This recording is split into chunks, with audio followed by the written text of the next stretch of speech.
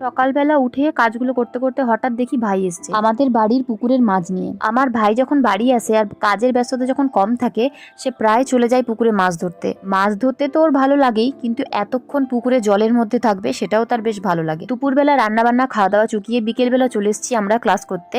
প্রতিদিন যে হলটাতে আমি ক্লাস করাই ওখানে একটু ছোটখাটো প্রোগ্রাম চলছে, তাই ক্লাসের জায়গাটা চেঞ্জ হয়ে গেছে। পরের দিন ছিল আমার ছোট পিসির বাড়িতে মহোৎসব। আমার পিসির নাতনির আজকে অন্নপ্রাশন, মানে আমার দাদার মেয়ের। এই সেই পুচকি, দেখে নিশ্চয়ই বুঝতেই পারছো। আর এটা হচ্ছে আমার দিদি আর দিদির ছোট ছেলে, পুচকাটাকে তো চেনোই তোমরা সবাই। আর এটা হচ্ছে স্বয়ং আমি, আমার মা আর দিদি, এদেরও কিছু ছবি তুলে দিলাম। আর আমাকে কেমন লাগছে নিশ্চয়ই কমেন্টে জানিও। আর বাড়ি পৌঁছেই দেখি একটা পার্সেল এসছে। আমি একটা টি শার্ট অর্ডার দিয়েছিলাম, ব্ল্যাক টি শার্ট। সবকিছু ঠিকঠাক এসেছে আর সাইজটাও আমাকে ঠিক হয়েছে। এত গরমে ক্লাস করাতে অসুবিধা হয়, তাই এই হালকা ফুলকা এক টি শার্ট হলে খুব ভালো হয়, তাই অর্ডার দিয়েছিলাম। আর এই শাড়িটা কেমন লাগছে অবশ্যই জানিও, এটাও কিন্তু ফ্লিপকার্ট থেকে নেওয়া। শাড়িটার কালার কম্বিনেশনটা আমার সব থেকে প্রিয়।